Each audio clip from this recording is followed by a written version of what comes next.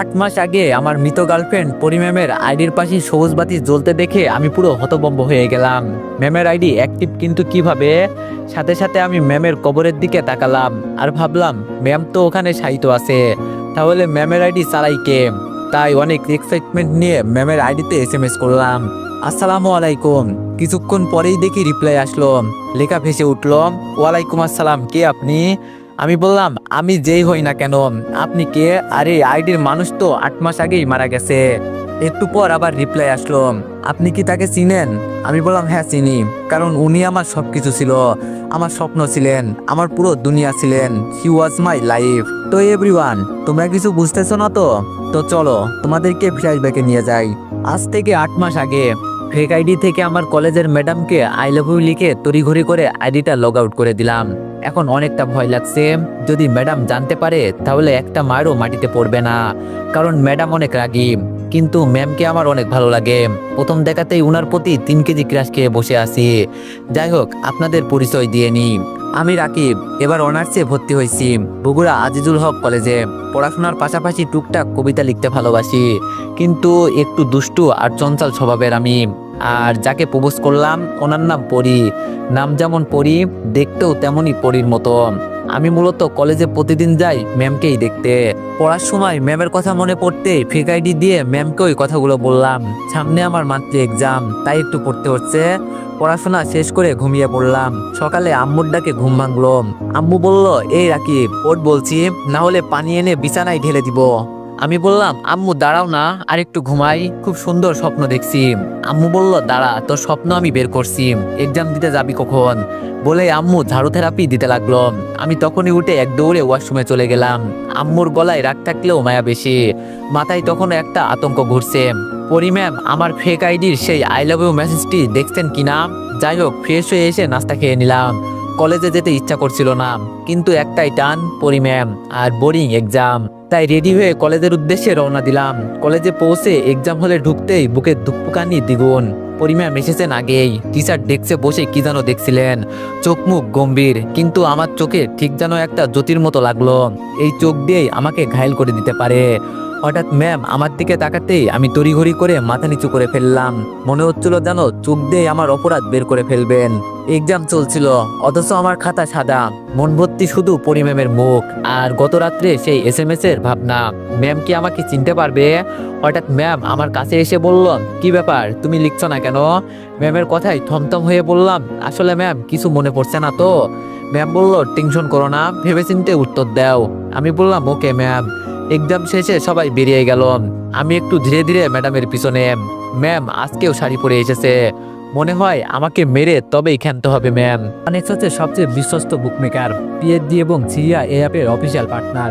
এই অ্যাপে আপনি cricket, football, tennis live match দেখে এবং তাদের ভবিষ্যৎবাণী করে সহজেই অর্থ উপার্জন করতে পারবেন। সেই সাথে BMW গাড়ি, আইফোন, ল্যাপটপ এবং আরো অনেক নগদ পুরস্কার জেতারও সুযোগ রয়েছে।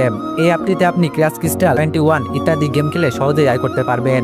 আপনি বিকাশ, নগদ, রকেট, ব্যাংক, ক্রিপ্টো, পেপাল এবং অন্যান্য সহজ পদ্ধতির মাধ্যমে সহজেই আপনার জেতা টাকা তুলতে পারবেন। এখানে আপনি 24 ঘন্টা 7 দিন গ্রাহক সহায়তা পাবেন। তাই এখনই গুগলে অনেক সার্চ করে প্রথম ওয়েবসাইটে গিয়ে রেজিস্ট্রেশন করুন। আর হ্যাঁ, রেজিস্ট্রেশনের সময় আমার প্রোমো কোড VOTO7 ব্যবহার করে প্রথমবার ডিপোজিটে 20,000 টাকা পর্যন্ত পান। যাই হোক, আরো কিছুক্ষণ ক্যাম্পাসে থেকে বাসায় চলে আসলাম। রাতে খাওয়া দাওয়ার পর মোবাইল হাতে নিয়ে ফেক আইডিতে লগ ইন করলাম। তারপর ইনবক্সে ঢুকে দেখলাম মেসেজ ডেলিভারেড হওয়া, কিন্তু সিন করেনি। বুকে হালকা আশা আর ভয় দুটোই ঢেউয়ের মতো খেলে গেল। না, হয়তো মেসেজটা দেখেনি, কিন্তু যদি পরে দেখে ফেলেন।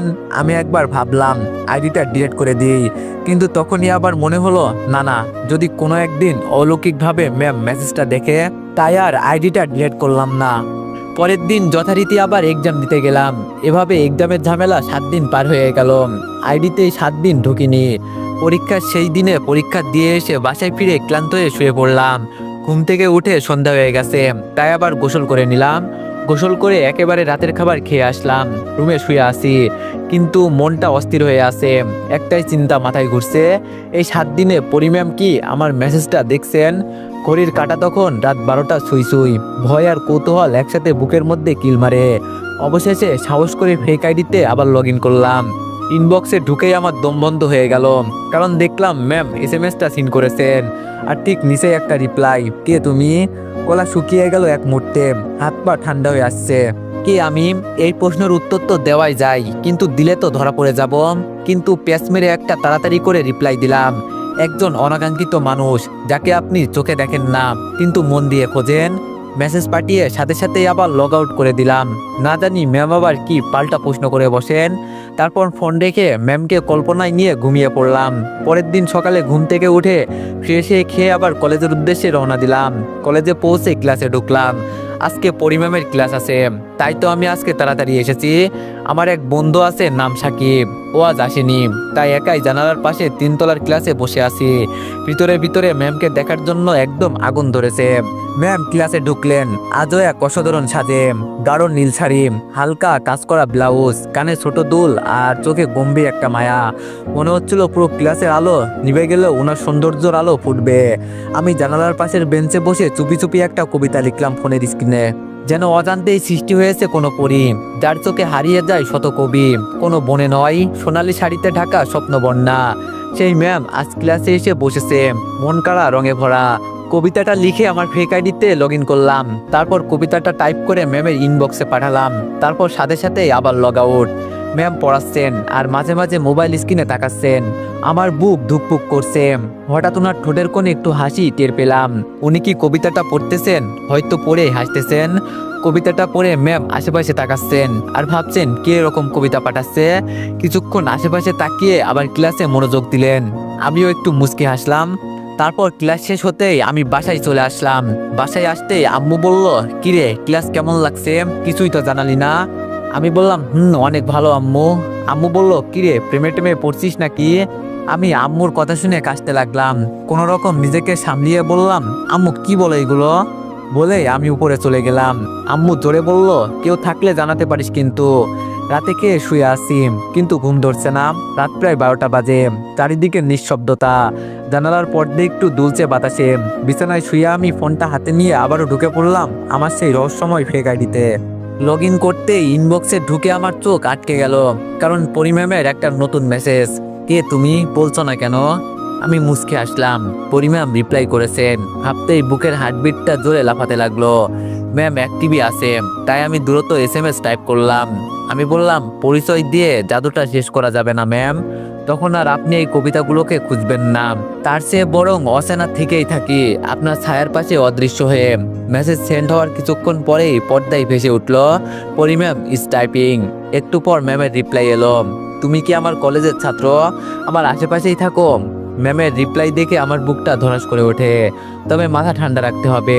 আমি বললাম, আপনার প্রতিদিনের হাঁটায় আমি দৌড় দেখি, আপনার চোখে রাগ দেখি, আর তার নিচে লুকানো ক্লান্তি। এইসব যে জানে সে কি অপরিচিত হতে পারে ম্যাম? কিছুক্ষণ চুপচাপ। তারপর ম্যাম আবার লিখলেন, তুমি তো অনেক সুন্দর করে কথা বলো। আমি বললাম, থ্যাংক ইউ ম্যাম। ম্যাম বলল, তুমি আমার রাগ খেয়াল করো। আমি বললাম, আপনি রাগেন ঠিকই, কিন্তু জানেন ম্যাম, আপনার রাগের নিচে যে কোমলতা, সেটাই আমাকে কবি বানিয়েছে। ম্যাম একটু হাসি দিয়ে বলল, তুমি কি সব মেয়েকে এভাবে কবিতা পাঠাও? আমি বললাম, নেই প্রথম কাউকে নিয়ে এভাবে কবিতা লেখা। ম্যামের আর কোনো রিপ্লাই আসে না সেই দিন, তাই আমিও ঘুমিয়ে পড়লাম। পরদিন সকালে কলেজে যাওয়ার আগে আম্মু চেঁচিয়ে ওঠে আর বলে, এই রাকিব, সারাদিন মোবাইলে কি করিস? পড়তে বসিস না? আমি বললাম, কই না তো আম্মু। কলেজে পৌঁছে আমি খেয়াল করলাম পরি ম্যাম লাইব্রেরির করিডোর ধরে একে একে হাঁটতেন। কাঁধে বইয়ের ব্যাগ, হাতে একটা রুল করা নোট খাতা। আলো আধারির মধ্যে তার চেহারায় একটা অদ্ভুত শান্তি। আমি দ্রুত মোবাইল বের করে ফেক আইডি লগ ইন করে লিখলাম, খোলা চুলে আপনাকে অনেক সুন্দর লাগছে ম্যাম। 5 মিনিট পর ম্যাম এসএমএস সিন করে আশেপাশে তাকাতে লাগলো, আর আমি তখন লুকিয়ে পড়লাম। ফোনের স্ক্রিনে তাকিয়ে দেখি পরি ম্যাম ইজ টাইপিং। ম্যাম বলল, তুমি কি লাইব্রেরিতেই আসো? আমার সামনে আসো না কেন? আমি বললাম, সময় হলে ঠিক আসবো। ম্যাম বলল, কবে সময় হবে? আমি বললাম, আমি নিজেও জানি না, যখন জানবো তখন বলবো। কলেজের লাইব্রেরির সামনে কিছু সময় অপেক্ষা করে আমি আমার নিজের ক্লাসরুমে ফিরে এলাম। মনটা কেমন যেন উড়ু উড়ু লাগছিল। হঠাৎ আমার কাঁধে একটা চিমটি। পিছনে তাকিয়ে দেখি আমার বন্ধু সাকিব। সাকিব বলল, কি রে ভাই, কি ব্যাপার? তোর প্রেমে পড়ার গন্ধ পাইতেছি। আমি বললাম, ধুর পাগল নাকি, এইসব তোর ভুল বোঝা। সাকিব বলল, তাই নাকি? তা ফোনটা দে তো একটু দেখি। আমি বললাম, না, ফোন দেওয়া যাবে না। সাকিব বলল, এই তো ধরা খেয়ে গেলি, এখন বল মেয়েটাকে। আমি বললাম, প্রমিস কর কাউকে বলবি না। সাকিব বলল, ওকে প্রমিস। আমি বললাম, পরি ম্যাম। সাকিব চোখ কপালে তুলে জোরে বলে উঠল, কি? আমি বললাম, আরে আস্তে শালা। সাকিব বলল, কি বলিস এইগুলো? আমি বললাম, কেন বিশ্বাস হচ্ছে না? সাকিব বলল, তুই যে জিনিস বিশ্বাস আবার হবে না, কিন্তু ভাই তুই যেটা করছিস সেটা কিন্তু ভয়ানকও হতে পারে, যদি ম্যাম জেনে ফেলে তুই সেই সদ্য কবি। আমি বললাম, জানলে তখন দেখা যাবে, এখন তো শান্তিমতো প্রেম করতে দে। তারপর আর কথা না বাড়িয়ে ক্লাস করতে লাগলাম। ক্লাস শেষে আমি আর সাকিব কলেজ ক্যাম্পাসের আমতলায় বসে আছি। এখানে বসে ঠান্ডা হওয়ায় মনটা আরো উদাস হয়ে গেল। পকেট থেকে ফোন বের করে আমি আবারও ঢুকে পড়লাম সেই আইডিতে। একটা নতুন কবিতা লিখলাম ম্যামের জন্য। চোখের নিচে ক্লান্তির ছায়া, তবু মুখে রাগের ধোয়া। জানি না আপনি কে, শুধু জানি এই রাগের মাঝেও বেঁচে থাকি আমি। কবিতাটা পাঠিয়ে কিছুক্ষণ অপেক্ষা করতেই পরিম্যাম অনলাইনে আসলো, আর সাথে সাথে আমাকে রিপ্লাই করলো। পরিম্যাম বলল, তোমার কবিতার মধ্যে মাদকতা লুকিয়ে আছে, বারবার নেশায় পড়ে যাচ্ছি। এখন আমি তোমার কবিতার জন্য অপেক্ষা করি, এটা কি ভালো না খারাপ জানি না। আমি বললাম, ভালো মন্দের হিসাবটা যদি মুছে ফেলেন তাহলে আপনি অবশ্যই আমাকে খুঁজে পাবেন ম্যাম। পরিম্যাম বলল, তুমি কি শুধু কবিতাই লেখো নাকি আরো কিছু করো? আমি বললাম, গল্পও লিখি ম্যাম। ম্যাম বলল, ওকে তোমার গল্পের পেজ দাও। আমি মনে মনে বললাম, এই কাম সারছে, গল্পের পেজ দিলেই তো ধরা খাবো, এখন কি করি? তখন ম্যাম আবার জিজ্ঞেস করলো, কি হলো দাও? আমি বললাম, ম্যাম আপনার ইনবক্সে গল্প পাঠিয়ে দিব এক সময়। ম্যাম বলল, কেন পেজ দিতে সমস্যা কোথায়? আমি বললাম, আছে পরে বলবো। ম্যাম বলল, ওকে। তারপর আরো কিছুক্ষণ কথা বলে আমি বাসায় চলে আসলাম। এসেই ঘুমিয়ে গেছি। বিকালে ঘুম থেকে উঠে ফ্রেশ হয়ে নাস্তা করে নিলাম। আজকে ভাবলাম বাইরে থেকে একটু ঘুরে আসি, তাই বন্ধুদের সাথে আড্ডা দেওয়ার জন্য বের হলাম। কখন যে রাত হয়ে গেছে টেরই পাইনি। ফোন বের করে দেখি 9টা 19 বাজে। রাতে বাসায় ফিরতে ঘটে গেল আর একটা ঘটনা। রাস্তায় আসার সময় ফাঁকা রাস্তা পেয়ে আমাকে ছিনতাইকারী ধরলো।